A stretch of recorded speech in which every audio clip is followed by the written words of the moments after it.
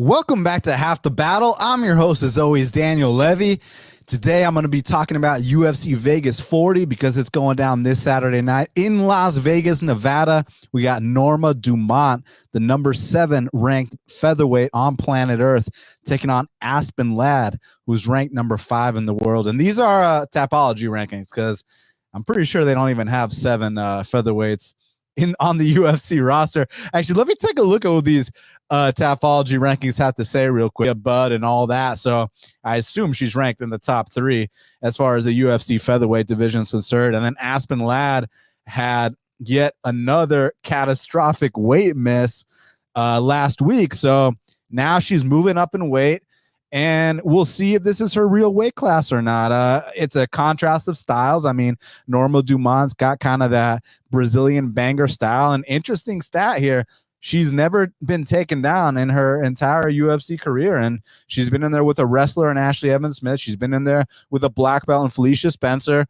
And Aspen Ladd, we know exactly what Aspen Ladd wants to do. The stand-up is not the prettiest on the Aspen Ladd side. However, she gets on top of you. She gets that full mount, and you already know the deal. She starts making a bunch of sounds, and the ref starts to intervene, and she gets a bunch of ground and pound stoppages. So, yeah, you guys already know what time it is. So I'm going to break down the whole card start to finish. Got to give a quick shout-out to my sponsors, to Manscaped, to PrizePicks. Thank you both. We got great deals for both of them. And also, I'm down, as always, I've been enjoying answering the fan questions. If any of the fans want to hop on here with me face-to-face, man-to-man, or man-to-woman, if we got some ladies in the audience checking out Half the Battle, I know we did recently. Y'all are welcome here as well. So I'm just down to talk fights with you guys. I'm very excited to be here.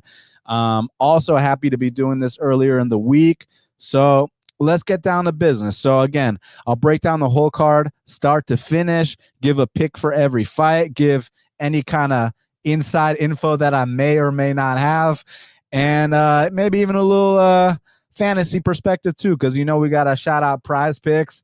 So I'm excited about that. But first, I got to give a huge shout out to our longest supporting sponsor, which is Manscaped. So support for Half the Battle is brought to you by our friends at Manscaped, the leaders in male grooming. Their 4th-generation performance package absolutely changed the grooming game, along with their refined body wash to round out your hygiene routine.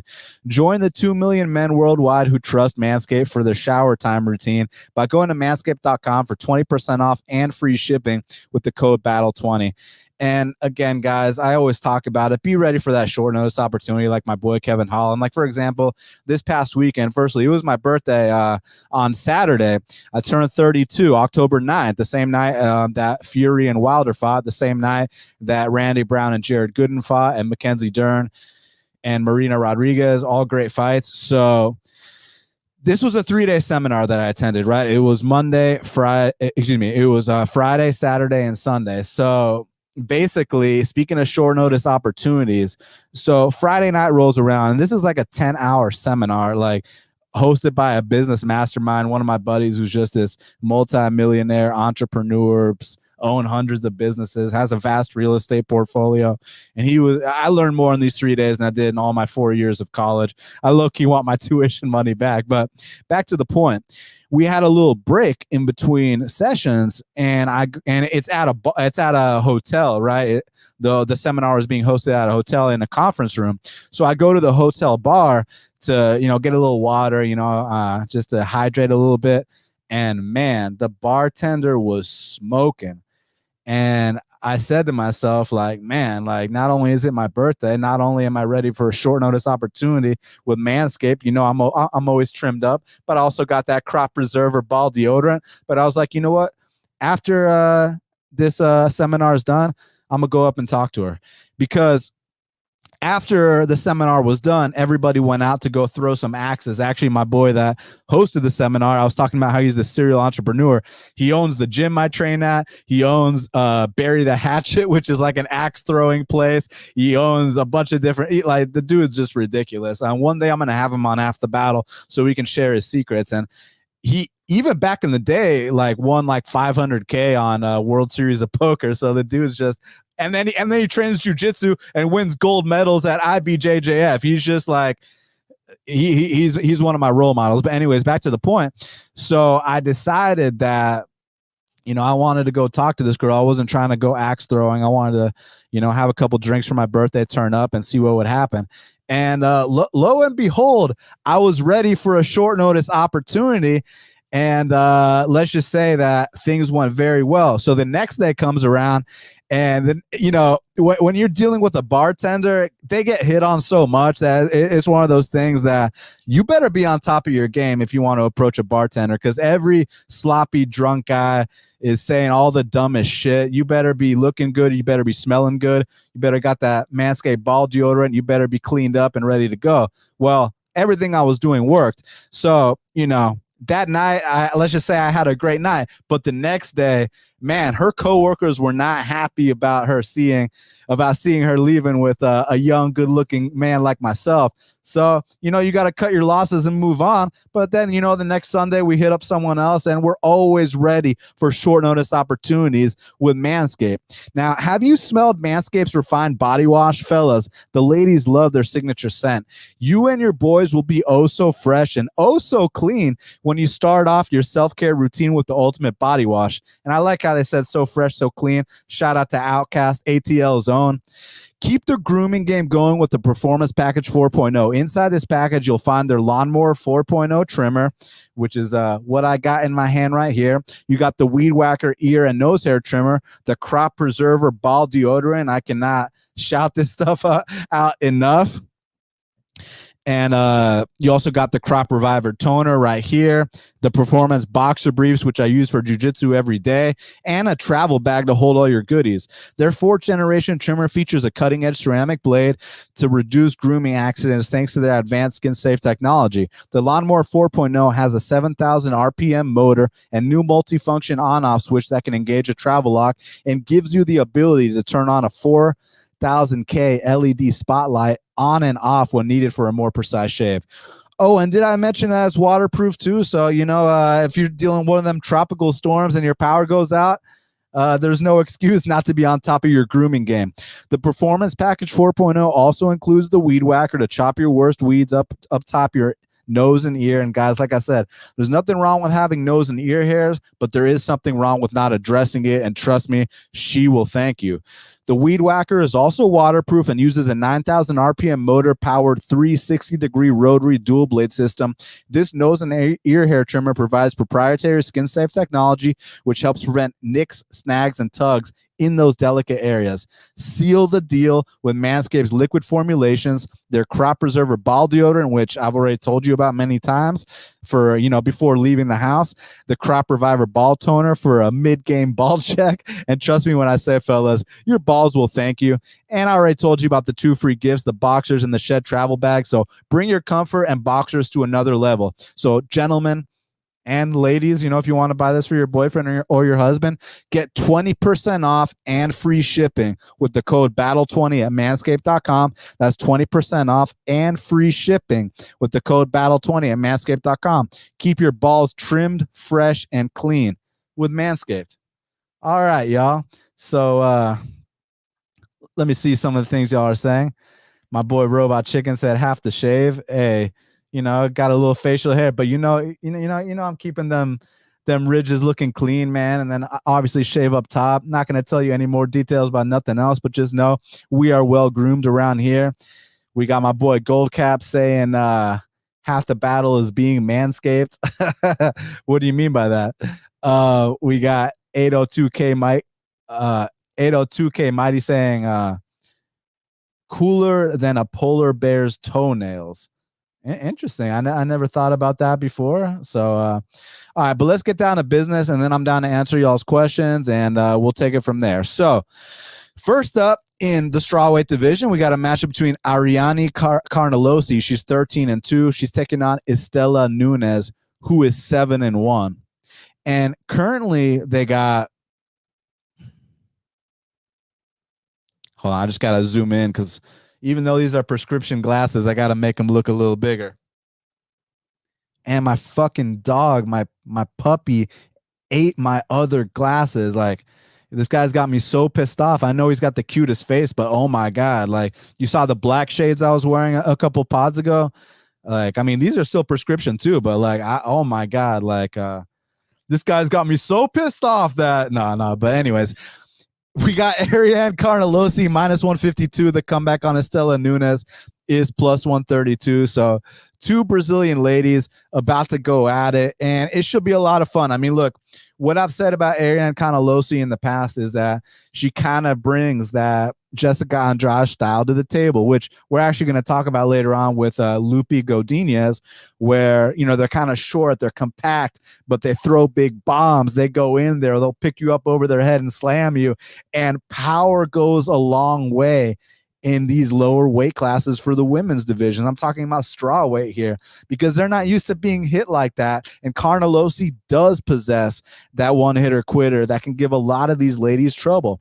And with Istela Nunes, now she is making her UFC debut, but I got to give her a lot of credit, man. I mean, she is one scrappy individual. I mean, we're talking about a young lady that's knocked people out with head kicks, that's gone out there with knee finishes. And in her one step up, now she did lose to Angela Lee, the one champion, via Anaconda choke, but you know, for that division standards, that's considered somewhat of a step up. Now, the big caveat here, the thing we need to address is that Istela is coming off a USADA suspension. Now, was it a tainted supplement? Was, did she get caught taking some Flintstone vitamins and now she might not come back the same? So there's a lot of questions about how she's going to perform in that UFC debut. So while I think that at both fighters being at their best, I think it could be a very competitive fight. I got to go with Carnelossi. She's got that UFC experience under her belt. Honestly, I thought she performed pretty good against Angela Hill until, you know, the unfortunate, what was it, a cut stoppage, you know, but up until then, I thought that those calf kicks were starting to accumulate and started to get up.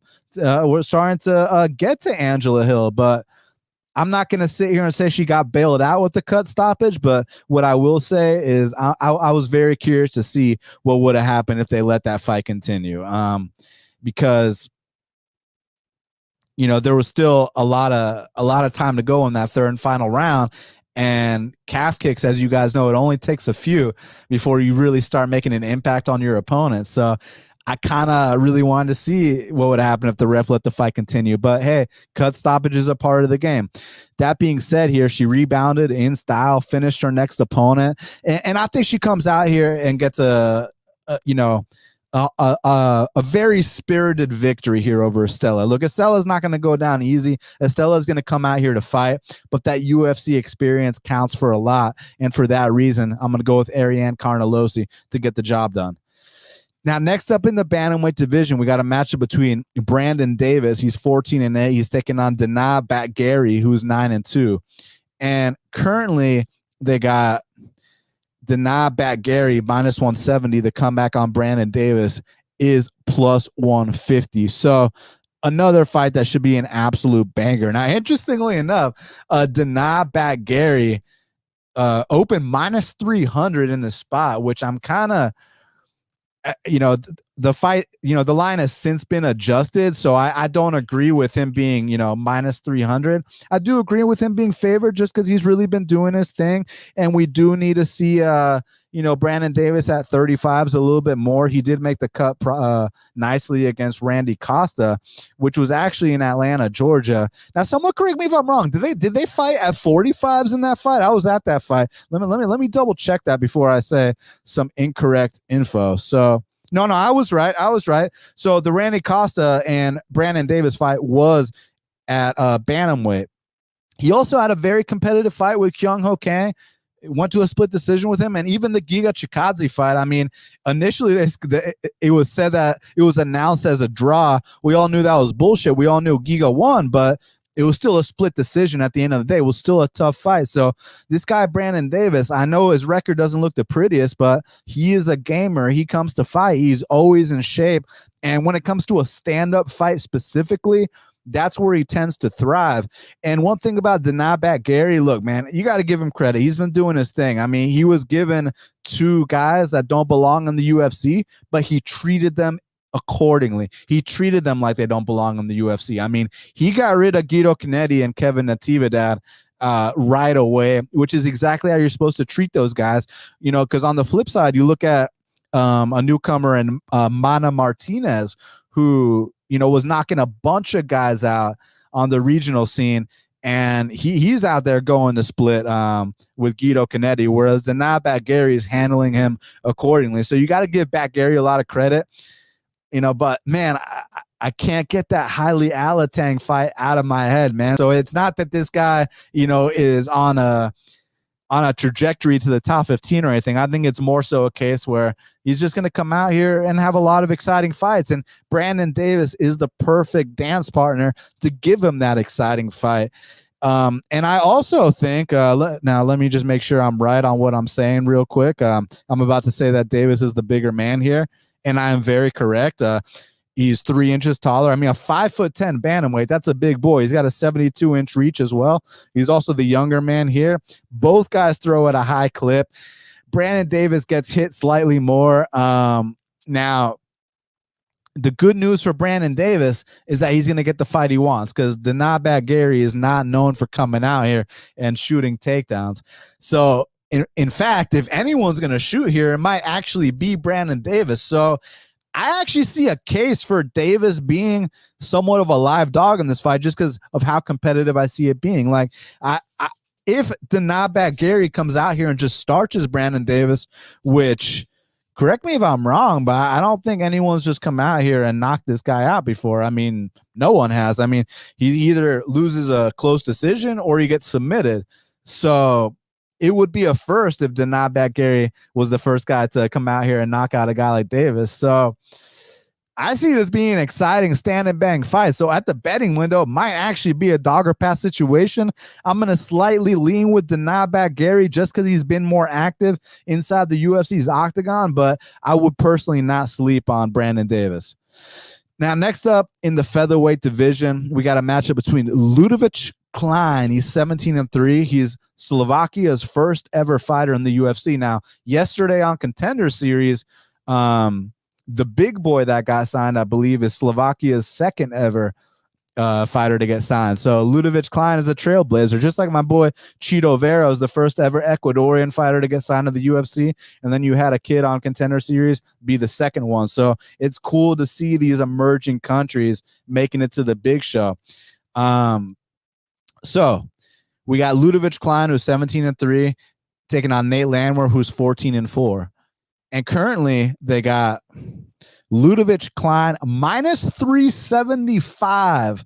The comeback on Nate Landwehr is plus 290. So this is pretty interesting, because it's like, the way I would describe Ludovit Klein, so you know how Conor McGregor is known for that big left hand? Well, Ludovit Klein is known for that big high kick, man. I mean, he can come out here.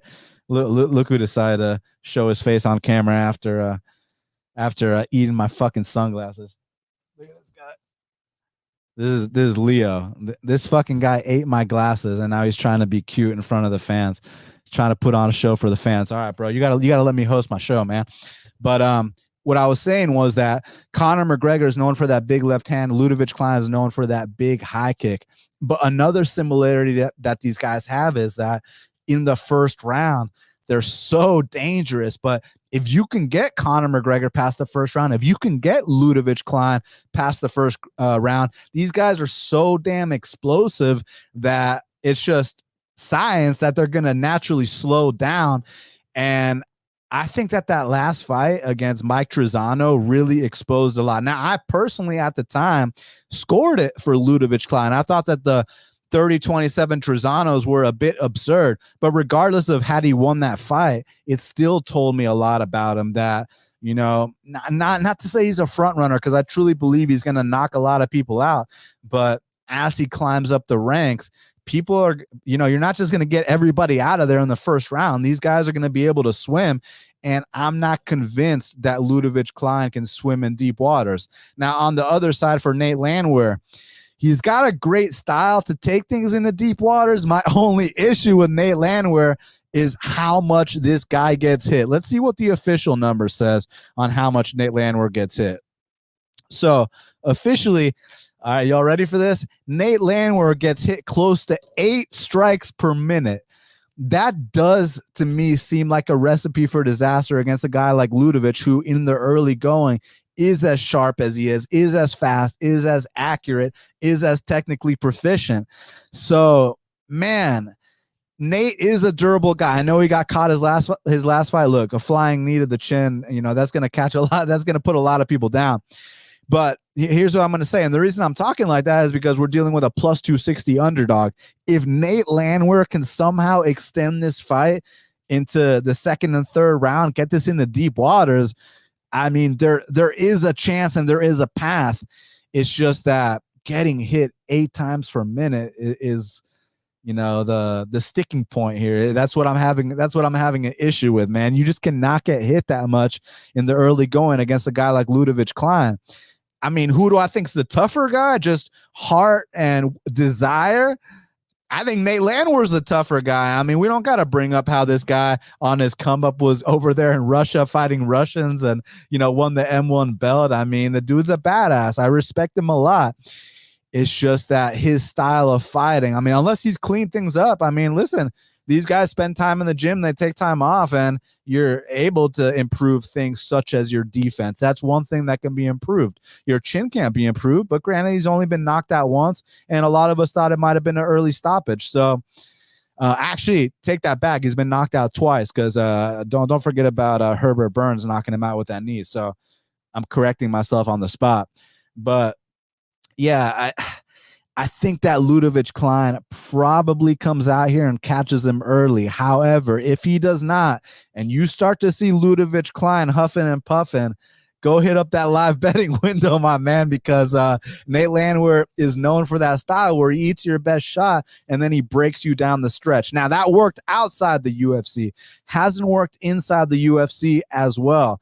But I definitely respect the guy's heart. I respect his resolve. I respect his toughness. And I just respect his fighting style. So, I'm always going to be a fan of Nate the Train Landwehr. But give me Ludovit Klein to probably get it done early. But like I said, if he doesn't, that's where you need to pay attention. So we're gonna get to this next fight. I had a couple questions. My girl Tiffany said, random question: why do you wear sunglasses? It's your look, which I like. Just inquiring. Happy belated birthday. Tiffany, why wouldn't I wear sunglasses? I mean, listen, you gotta dress how you want to dress. You got to be who you want to be. It's funny because a lot of people have a complex about, oh, he wears sunglasses indoors, therefore he must think he's better than you. And it's like, no, not really. I just like wearing sunglasses indoors. It's not, I mean, I could sit here and say, oh yeah, I'm trying to block out the haters, but that's just a joke. But I just like wearing sunglasses indoors. It's just my thing, I always have. So yeah, you got to do what you feel comfortable doing. My boy Cam says, is your dog a German Shepherd? Yes, sir. Long-haired German Shepherd. And there's a long story about how I got him. He's actually the son of one of my dogs that passed. Rest in peace. So yeah, man, long story there. He says, cute dog. I really appreciate that, my friend. All right, let me see if y'all got any questions before I move up to the next part. My boy B Rizzle says ATL is finest. Hey, I appreciate that, my man. We're out here representing. And speaking of ATL, shout out to the Braves coming out here, making it to the NLCS. Man, it's well, hold on a second. My boy's saying, don't act like you don't know what song that's from, Dan. Motherfucker, I said what song that's from. It's some Outcast, man. You know what time it is, man. Come on now. Don't try me like that, man.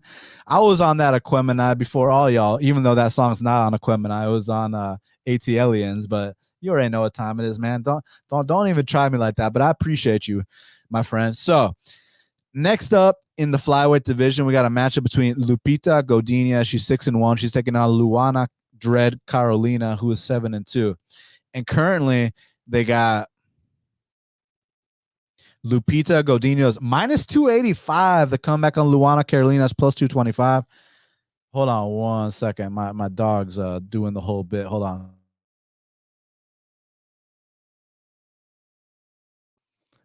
Sorry, this dude's insane. He's still a baby. At least he doesn't go to the bathroom in the house anymore, but he likes to destroy everything, such as my prescription glasses, such as going through the trash cans and taking things out and seeing what kind of stuff he can get away with. Yeah, I love this guy. So hopefully he can stay here. He's about as ADD as I am. But anyways, what I was gonna get, B Rizzo said, "My bad, player." Just making sure. Hey, I appreciate you testing me because I know there's a lot of people acting like they know what they're talking about, but they really have no clue. But trust me, man, born and raised in ATL, this ain't no game around here, son. So Lupita Godinez minus 285 comeback on Luana Carolina plus 225. I don't know, man. I don't know about that. Let's just talk about both fighters for a sec. I think that Lupita Godinez, similar to Carnelossi, who we talked about earlier, they both have that Jessica Andrade quality. I mean, they'll go out there, they'll bulldoze these girls, they'll throw punches and bunches, big loopy hooks, they'll pick you up over your head and slam you. But Luana Carolina, she's got a bit of a Muay Thai background. I mean, I know she got submitted with that knee bar by Lipsky, but I kind of don't see that. I kind of don't see that happening here, my man. So I don't know.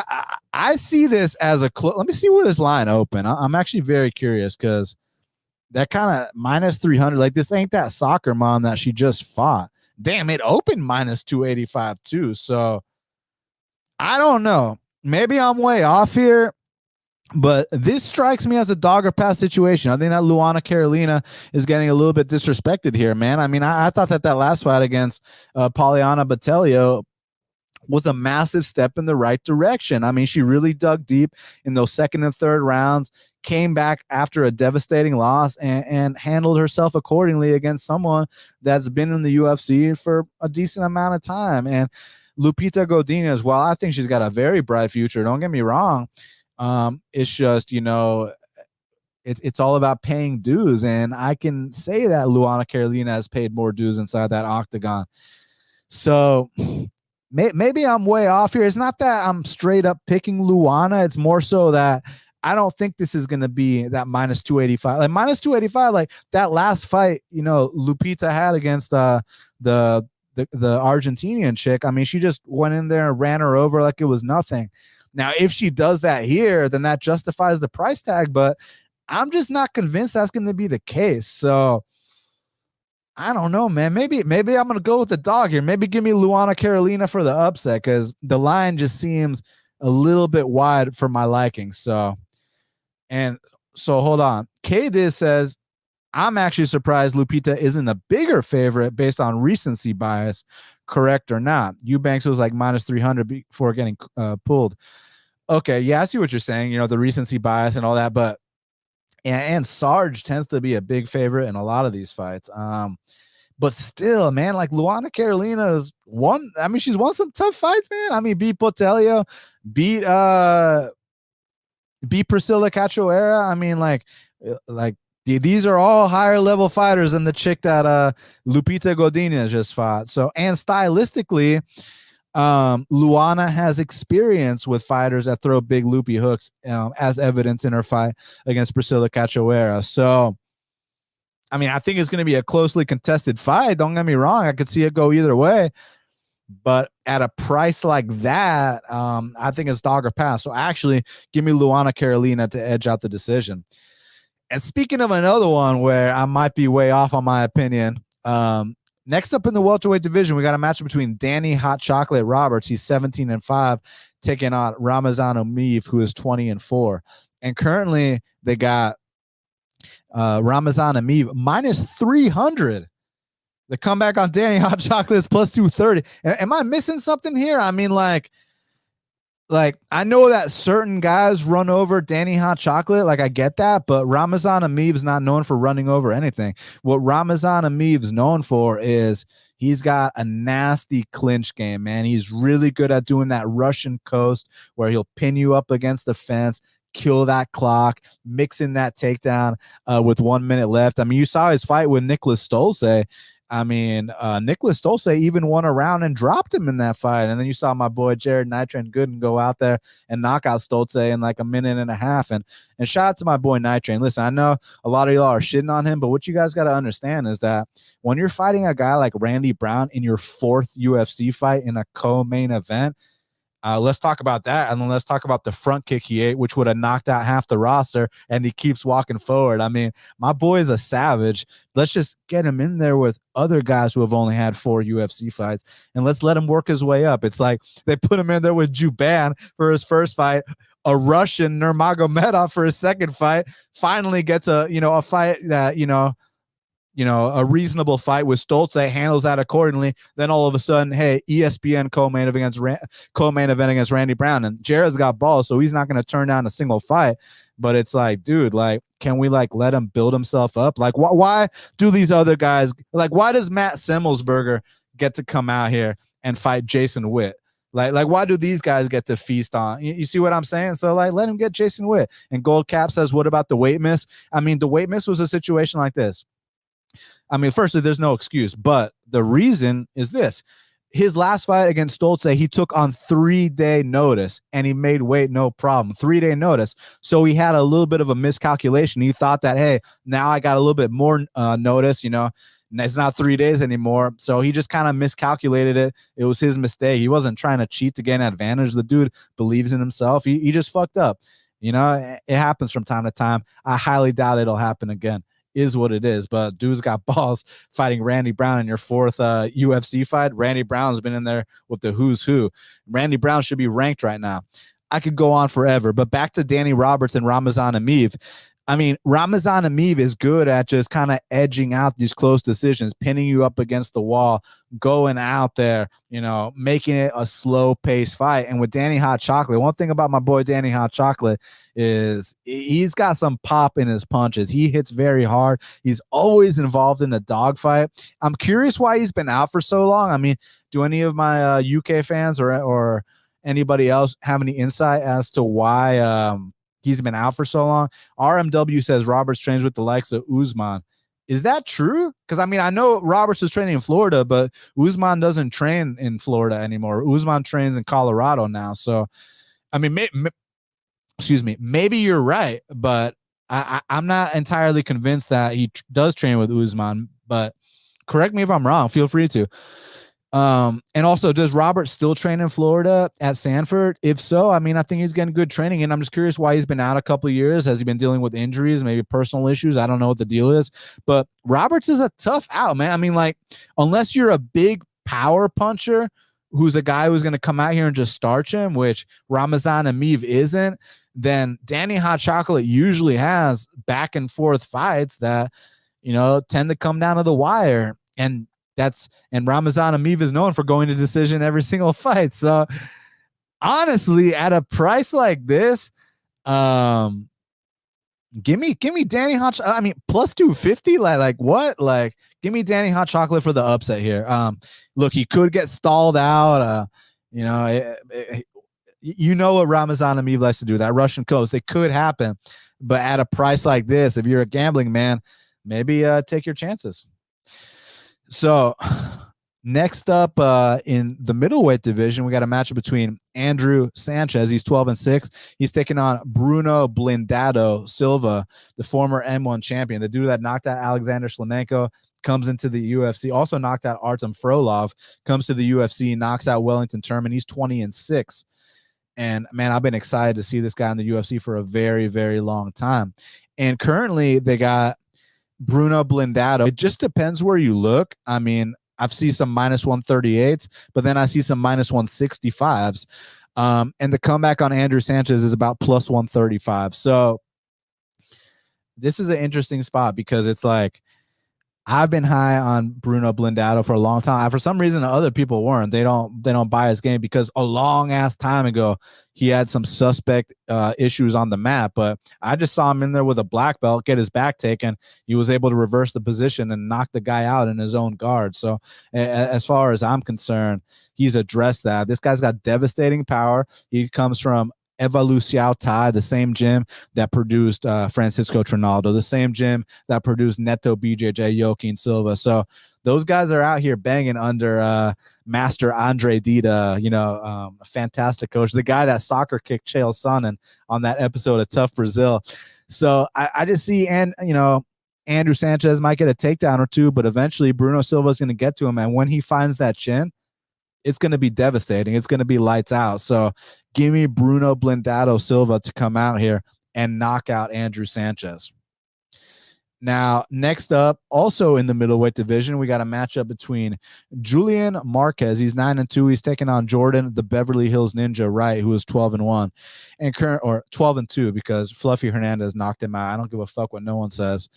Currently, they got Julian Marquez minus 250. The comeback on Jordan Wright's plus 200. So this line's about right. I mean, you know what's interesting about this fight is actually, I think if these two were like to spar in the gym, that Jordan Wright might actually get the better of him, because I think Jordan Wright actually does have like some better technique than Julian Marquez, but fights aren't always won on who has the better technique. Sometimes it's about who has the more heart and who's got the more durability. And I can damn well assure you that Julian Marquez has more heart and durability than the Beverly Hills Ninja. So I think the early going, look, if you're betting that minus 250 on Julian Marquez, I think that the early going is going to be sketchy. I think he's going to be getting lit up in that early going for sure. But if he sticks around, I think at some point he is going to get to Jordan Wright and put him out, whether he knocks him out, whether he knocks him down and then chokes him out, like whatever the case may be. I think he's going to get to him. So my pick is going to be Julian Marquez. And real quick, before I move on to this next fight between Manon Fiorot and Mayra Bueno Silva, I got to give a big shout out to my sponsor, PrizePicks. So you guys play daily fantasy sports, so you already know the deal. And with some of these other outlets, it's like one of these cases where you got to go out there and you got to put up a lineup of 6 fighters and just pray that shit goes right. And you can't combine sports. And I mean, it's just like a total pain in the ass. It's like a crapshoot. You got to enter 100 lineups and hope that one of them hits. Well, the difference with PrizePicks, and firstly, let me give you the code here to use so you guys get an 100% instant deposit match up to $100. Use my code BATTLE or click the link in the description to just get you set up right away. So PrizePicks is basically the simplest fantasy game on the market. The reason why is you pick 2 to 5 players and you can win up to 10 times on any entry. So when I say 2 to 5 players, I mean it can be 2 to 5 in UFC. It can be one guy in UFC, one guy NFL.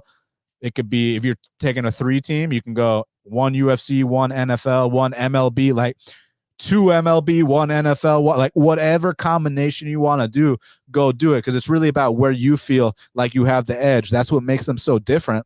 So PrizePicks has no sharks, optimizers, or mass multi-entry. So literally, it's just you versus the projection. So like if they say that, this fight between so-and-so is going to go over under 7 minutes, over under 4 minutes, or they say that, hey, Julian Marquez is going to score X amount of points, you decide if it's going to be over or under that, and then combine it with, you think Mahomes is going to fuck up? You think my boy Julio Jones ain't going to play like he used to outside of Atlanta? You think Calvin Ridley's going to have a great year? The GOAT Tom Brady? Or you're a fan of the Atlanta Braves like me, my boy Austin Riley, Ozzie Albies are out here, Freddie Freeman last night doing work. I mean, whatever combination you want to do where you feel like you have that edge, go ahead and take advantage of that. So like I already mentioned, PrizePicks allows mixed sports entry. So take the over on Max Holloway when he fights Yair and parlay it with the under on Mahomes.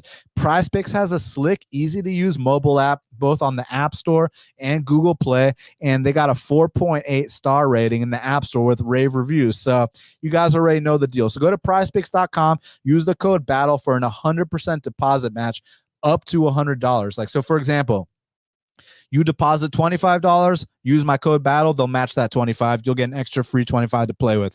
You throw in 50, they'll throw in 50 back with the code BATTLE. You want to go to 100, they'll throw that 100. Now let's say, you're out here, you're balling, you want to really test the waters, Put 250 down, they'll give you an extra 100 to work with. Put $1,000 down, they'll give you an extra 100 to work with. So I highly recommend you go to PrizePicks.com, use the code BATTLE, or click the link in the description below and take advantage of this awesome offer, because I truly believe that PrizePicks are revolutionizing the fantasy sports game. All right, so we're gonna get back down to business. Let me answer a couple fan questions. So Big J asked me, is Nemkov a good parlay piece this weekend? So he's fighting Anglicus. I mean, listen, I think Nemkov's gonna win. It's just that he's like minus 600 or some shit, right? So, but I mean, you know what's funny? I had Anglicus on Half the Battle like 5 years ago. Some promoter wanted me to interview a bunch of local fighters. Anglicus happened to be a local fighter. I never thought he'd make it to a fight against Vadim Nemkov, and I would be shocked if Anglicus beat Nemkov in a fight. So yeah, it's a good parlay leg. It's just how much value is it going to add, you know, being that Nemkov is such a massive favorite. But I definitely think that he's going to come out here and win. Nemkov, that is. My boy Andy says, what up, Dan? Like that shirt, looking sharp. I appreciate you, my friend. You know, got to look fresh, feel good, perform good, look good, whatever the quote is. You know what I'm getting at.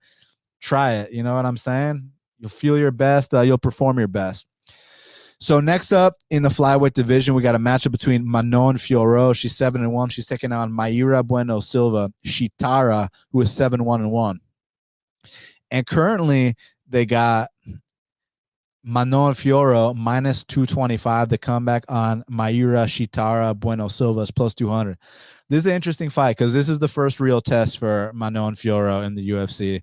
You know, this ain't Victoria Leonardo. This ain't my girl Tabitha Ritchie, who I cannot wait to see back. Tabitha Ritchie's a very talented young lady, if you know what I mean. But listen, all bullshit aside, Mayra Bueno Silva is one of the hardest hitters in that division. And like I said, power goes a long way in the women's division. So while Manon Fiorot has definitely got her covered in terms of technical proficiency, the fluidity of her strikes, mixing in the punches to the kicks, I mean, I think I'd even go as far as saying she's got a higher ceiling.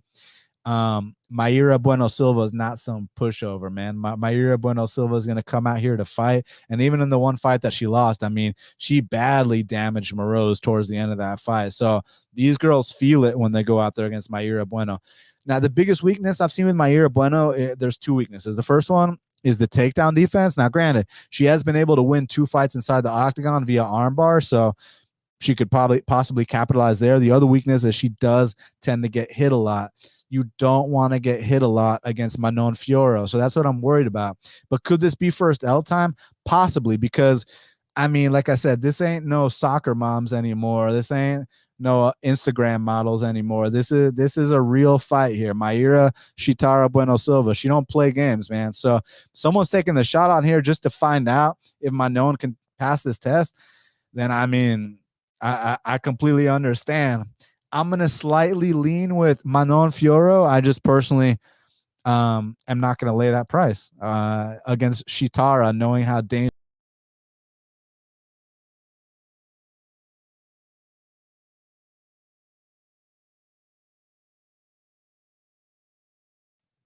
Sorry about that, guys. I think I left for a second, but I'm right back in this. So, but what I was saying was that even though I think Manon Fiorot should get this dub, I'm not willing to lay a price like that against someone as dangerous as Mayra Shitara Bueno Silva, who I have a massive amount of respect for. Now, next up in the 155 pound division, we got a matchup between Jim Miller. He's 32-16. He's taking on the newcomer Erick Gonzalez, who is 14-5. And currently, they got Jim Miller minus 225. The comeback on Erick Gonzalez is plus 180. So my gut instinct tells me that this is what we like to refer to as a retirement fight. This is Jim Miller's retirement fight. The guy's going to go into the Hall of Fame. What is it? Most fights in UFC history. I mean, the guy's such a badass. He's made that walk so many times. Nasty submission game. I mean, not half bad in the striking too. Just as seasoned as they get. And look, Erick Gonzalez is tough. He's going to come to fight. It's just that there's levels to this shit, guys. And when I say there's levels to this shit, I mean Erick Gonzalez was losing to guys like Humberto Bandenet not too long ago. Y'all remember Humberto Bandenet, right? So now here's the only thing. What I've seemed to have noticed with Jim is if he goes past the first round, like since like 2016, because of his unfortunate battle with Lyme disease, it truly affects his cardio. But man, he can go balls to the wall in that first round. And I do think he's going to come out here and submit this kid in the first round. It's just where it can get interesting is because, Erick Gonzalez is that tough Mexican warrior. If he can extend it, that's where, that's where shit could get sketchy, right? But give me Jim Miller via first round submission. I think he leaves his gloves in the center of the octagon. I think he gives a beautiful speech. I think we all cry.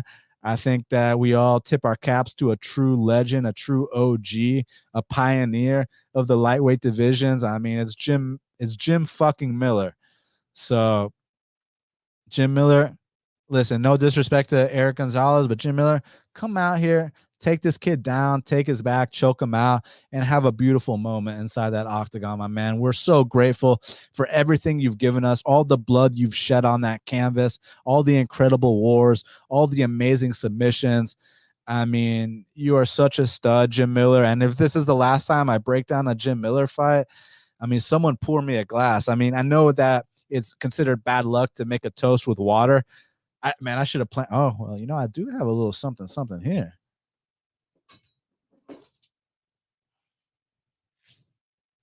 What y'all know about this? That Crypta. I know. Hey, if someone knows about this, let me know in the chat. Let me see real quick.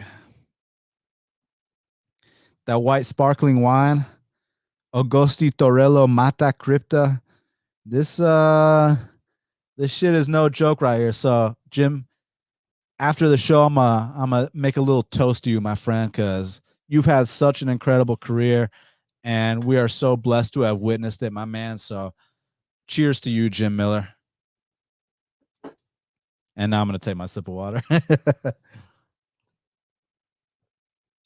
It's crazy. That's the last time I break down a Jim Miller fight, but I hope he knows how much he's truly appreciated for everything he's given to this sport, man. And in my book, Hall of Fame. Co-main event of the evening in the heavyweight division. We got Andrei Arlovski. He's 31-20. He's taking on Carlos Boy Felipe, who is 11-1. And currently they got, oh, wow, this is the closest odds I've ever seen in an Arlovski fight in a long motherfucking time. We got Carlos Felipe -115 and Andrei Arlovski is -105. Normally you got to pay some serious chalk to come out here and bet against a guy like Arlovski. So now we're getting pick 'em price.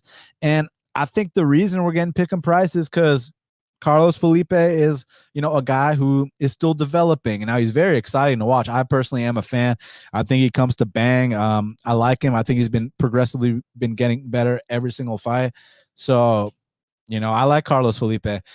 With Andrei Arlovski, I mean, he's a guy that right when you count him out, he comes out here and he teaches these young kids a lesson, goes out there and wins these very close decisions. And, there was a time when he was on like this massive losing streak. And now, I mean, even though, my boy Tom Aspinall took care of business, he rebounded right away against Chase Sherman and won again. So he's won 3 of his last 4. So, I mean, you got to give him a lot of credit. Like, if you don't have the speed to match a guy like Andrei Arlovski, because that's the one thing, I mean, not the one thing, he's got so much going for him, a former champion.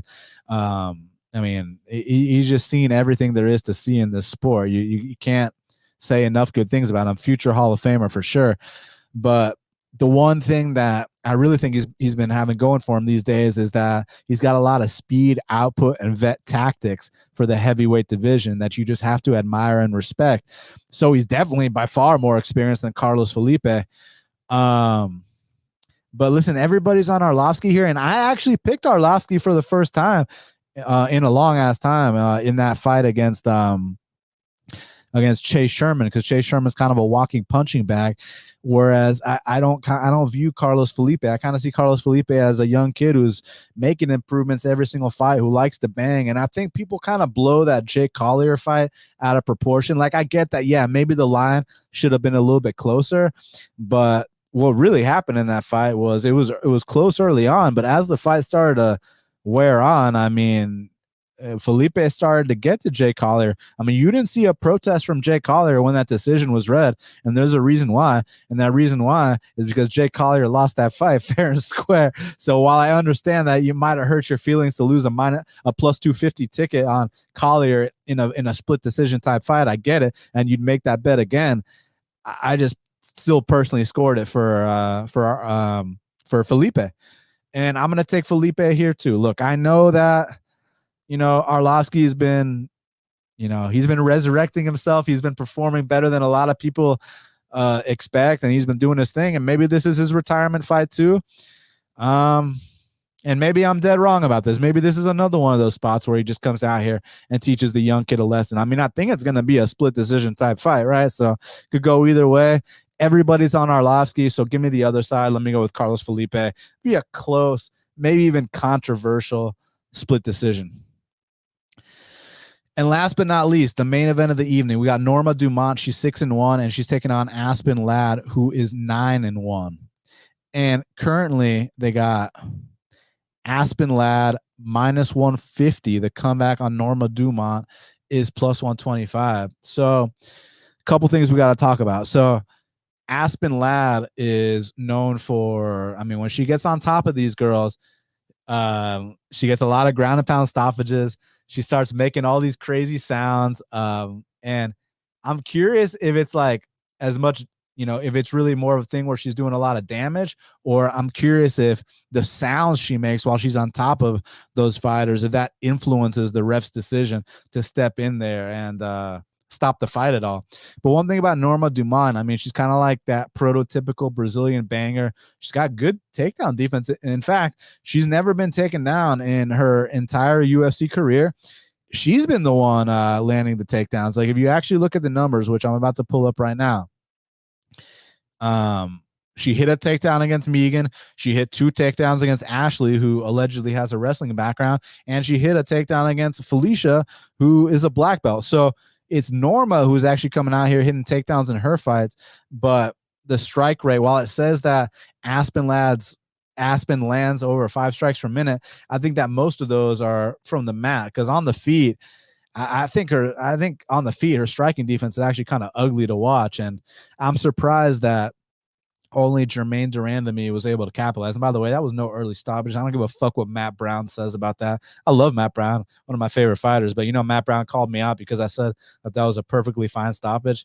But, you know, Matt Brown also had an issue with that meme going around about Tyson Fury, where, you know, it's like, you might not like it, but this is what peak male or peak athletic performance looks like, which is just a funny meme you're supposed to laugh at. And Matt Brown had to, like, you know, be like, oh, that's bullshit. It's like, Matt, like, lighten up a little bit, my guy. Like, we love you, Matt Brown. We know you got the most knockouts in welterweight history, maybe even UFC history, but, like, let's lighten up. Let's get a sense of humor, my guy. But as far as this fight's concerned, I do understand Aspen Ladd being favored, just in terms of she's been in there with the better competition. And she's more proven, but stylistically, if Norma Dumont can keep this fight standing, big if, 5 rounds to work, but if Norma Dumont can keep this fight standing, she is a live dog. It's a big if, but if she can do that, I mean, I think she's going to light her up standing. So it's either a case where Norma Dumont lights her up standing, then gets taken down and gets ground and pound TKO'd, or Norma Dumont lights her up standing and gets her arm raised. So which one do you want to choose? I don't know. Could go either way. Flip a coin. Coin flipped, landed on Norma Dumont. Give me Norma Dumont for the upset in the main event. So before I talk about the fight to watch and the fighter to watch, we're going to do a couple things. I'm going to share the link to join this call. So if anyone wants to join this call and ask me any questions one-on-one, man-to-man, or man-to-woman, because I know my girl Tiffany's in here, feel free to join. If not, I'm going to go through the chat and post some of the questions y'all been asking me on the screen, and I'm going to go ahead and answer them right now. So I'm scrolling all the way up from the beginning, and I'm gonna go ahead and see what y'all are saying. So Goldcap says he thinks Bilal would give a guy like Strickland problems. Yeah, I love Bilal. My only concern in that fight would just be the weight class difference, even though Strickland is a former welterweight. But I mean, Bilal has got a style to beat a lot of people. I mean, Bilal's a problem. He's a hard-nosed, gritty guy who will just keep going forward the entire time. So it'd be interesting. I personally don't think the fight happens, but I have certainly been enjoying the shit talk between the two. And Bilal's a friend of mine, so I'm rooting for him. Gold Caps also said, can I get a Manscaped COVID mask? If you do, just use code BATTLE20 for 20% off and free shipping at manscaped.com. All right, let's see what else y'all got. My boy, the Stub Lord, said big ups to Danaa. Big ups to you, my friend. I appreciate you, my man. Tiffany said, Dan, I love your work and approach when breaking down each card. Thank you for always delivering. Thank you so much, Tiffany. That means a lot to me. Dirty Reg said, where's Shaq? How many times I got to answer that question? My boy said he wanted a break, so whenever he's ready to come back, he can come back. Hopefully soon. But I hope y'all are enjoying this in the meantime. Let's see. Goldcap says Darren Till should wear sunglasses. Why you say that? You think you could pull it off? My boy Hackro says, working a little late tonight. Glad you're on right now. Thank you so much, man. I truly appreciate that. RWS says, Dan, I'm shot to pieces. Hey, man, make sure you stay hydrated. You know, stay hydrated, big guy. We don't want you. We don't want anything going wrong. And hide those car keys too.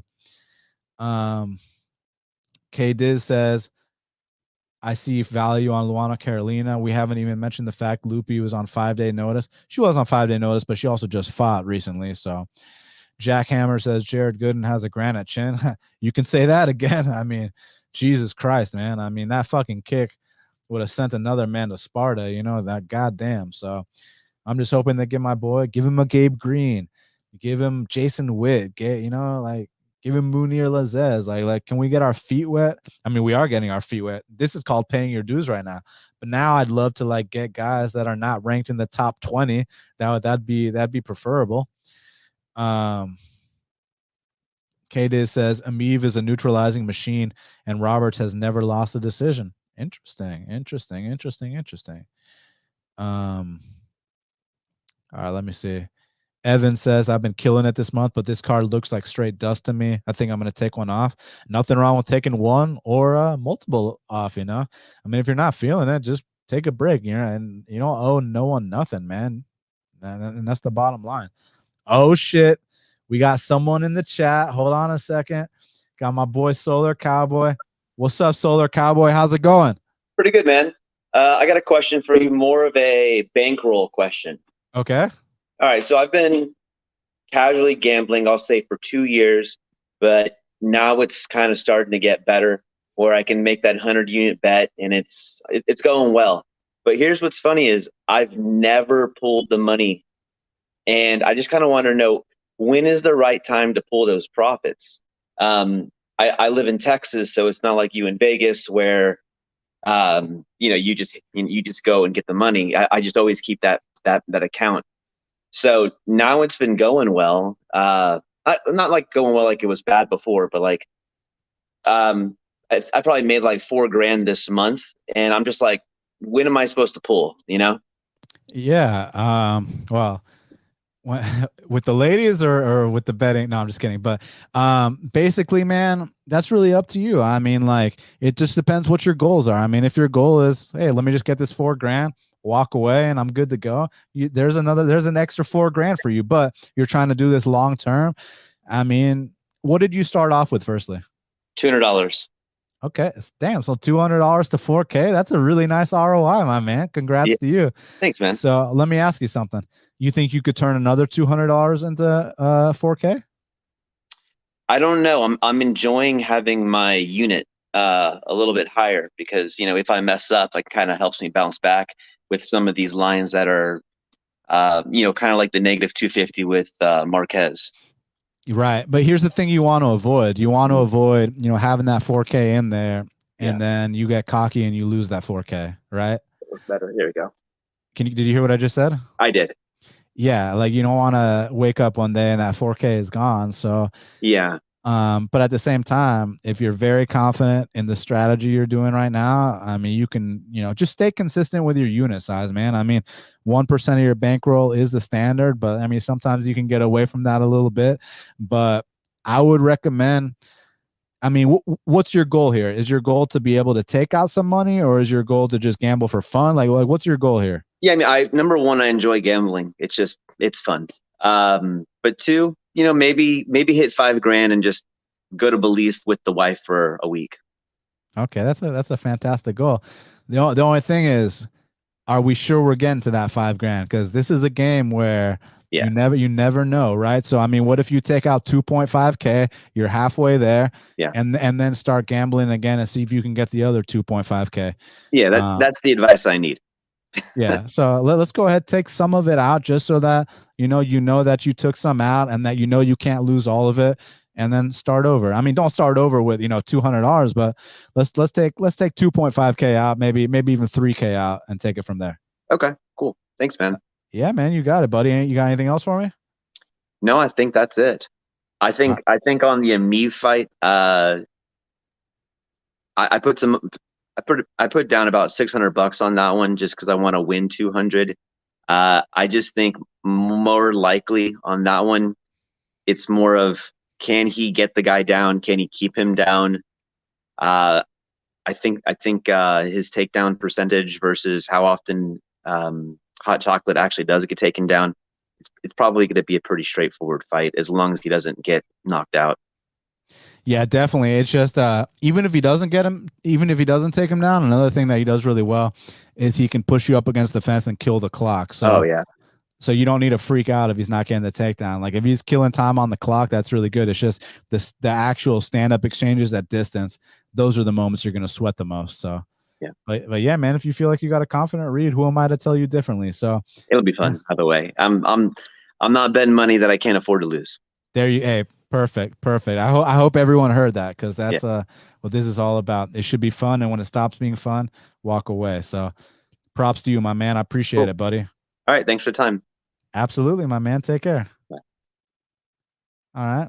It's my boy here asking a question. If anyone else wants to jump in the chat, talk to me one-on-one, I'm very happy to do so. There's a lot of fun for me. I mean, when I first started Half the Battle, I had like 2 people listening to me, and it was like my friends trying to make me feel good. So now that I have people from all over the world, like, this is just so cool to me. So, you guys did so much for me. So the least I can do is give back to y'all, and, and talk to y'all, and entertain y'all, and give y'all something to take your mind off things. I know that this is a crazy world that we live in. So, I'm just happy to be here, and I'm happy that, even though I took that 2-month break, I had COVID, it was brutal. I'm back, and, it's good to be back. So y'all do me a big favor, hit that like button, hit that subscribe button too, if you haven't already, and also retweet. Let people know that Half the Battle is back. I feel like a lot of people don't know I'm back. A lot of people don't know what the deal is. Made a lot of announcements on the first couple shows where I came back. If you haven't heard it, go back, listen to the first 10 minutes of those.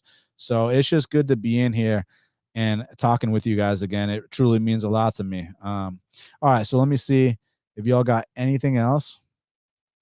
My boy Jay Labrier says, Dan, I live in St. Louis, and all I heard was Cards winning streak, and nobody wants to play us. We'll kill the Braves in the playoffs. So I send them a pic of my number 10 Chipper motherfucking Jones jersey and tomahawk. You know what I'm saying? That's my guy right there. When we make a Half the Battle shirt, when we make the merch, let me know. I'll send you a free shirt, bro. Because in my man cave, I got a couple signed pictures above my TV. Fedor, Korean Zombie, and Chipper Jones. So you already know what time it is, my man. So, hey, if you're on Twitter, send me a DM at Best Five Picks and let me know that this was you. And thank you very much for commenting and being in here. All right, let's see what else y'all are saying. It did that thing where it scrolled me all the way down. Hey, y'all, do me a favor, hit that like button for me. I really appreciate it. Helps the channel a lot. Helps that algorithm they like to talk about. You know what I'm saying? So Damien says last 3 cards has been 80% favorite wins. Could there be upsets? Damien also said Gooden was going to get knocked out in 10 seconds. I don't think I didn't forget that.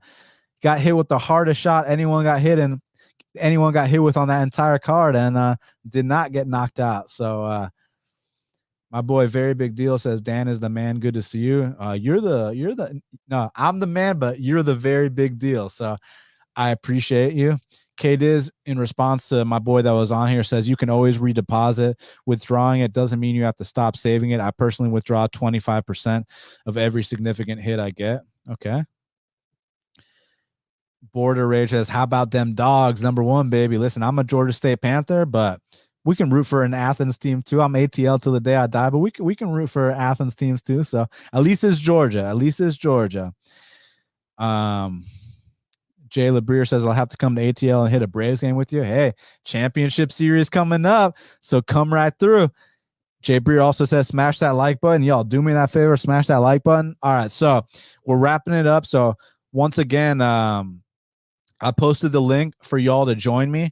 So go ahead. If anyone else wants to come in here and join me, you're more than welcome to. Now's the last call. I'm going to go ahead and do the fight to watch and the fighter to watch. So my fight to watch is going to be Ludovit Klein versus Nate Landwehr. I mean, I feel like no matter the result, it's going to be a super exciting fight. Ludovit Klein has the potential to get this early finish, but if he doesn't, I can see Nate Landwehr kind of dragging him into that dogfight, into a fight of the night. So I kind of see either a performance of the night or a fight of the night in the Klein versus Landwehr fight. So for that reason, that is my fight to watch. My fighter to watch is the legend, the Hall of Famer, Jim Miller. I mean, this is a guy where I truly have a gut feeling that this is his retirement fight. And I mean, he's got the perfect opponent to come out here and finish this guy in the first round, leave those gloves in the center of the octagon, have a beautiful speech, get us all crying, and just let us all be grateful and reminisce on the amazing times we had, with Jim Miller. So thank you so much, Jim Miller. You are my fighter to watch. Cam Booman says, can you bet at casinos in Georgia? Not familiar with the betting rules. What casinos? Hopefully soon, bro. Hopefully soon. K-Diz says, Red Sox fan, but some players are bigger than personal fandoms. Chipper Jones is a motherfucking legend. Hey, K-Diz, I hope we see y'all in the World Series, my man. So, guys, thank you so much for joining me on this very special edition of Half the Battle. Hit that like button. Hit that subscribe button, share this, let everybody know I'm back, hit that retweet button on Twitter, and let everybody know that Half the Battle is here and here to stay, and tell everybody how much you enjoy this, and how entertained you truly were. Subscribe to Half the Battle on iTunes, SoundCloud, YouTube, Stitcher, Spotify, all the places where we are available. Follow me on Twitter at BestFightPicks. Follow the Instagram for the podcast at Half the Battle Pod. And I mean, I'm always down to interact with y'all. For some reason in my notifications, it doesn't always show me like stuff from people that I don't follow. So if I don't respond to you, just hit up my DMs, and I'm always down to talk with you guys that support me. So it means a lot to me. Y'all are like family to me. So thank you so much. I truly appreciate it. Oh, yeah, the sponsors. Oh, hold on. We got one more in here. Chris Lau. The sponsors. Oh, hold on. We got one more in here. Chris Lau. Wait, Chris Lau, hold on. You got to turn your volume down because I can hear myself. Chris Lau, hold on. Okay, he just came in and left. Hey, Chris Lau, if you're about to rejoin, just turn your volume down because I can hear myself from your speakers. So if you just turn that volume down and come back in, I can answer whatever you got for me. Oh, he says his shit crashed. It's all good, man. I'll be back next week. You can try it again. We'll take it from there. My sponsors, though, Manscaped. Go to manscaped.com. Use that promo code BATTLE20 for 20% off and free shipping. And PrizePicks. Go to prizepicks.com. Use the code BATTLE for an 100% deposit match up to $100. Links for both are in the description. Truly appreciate you guys. Thank you so much. And until the next time, let's cash these bets.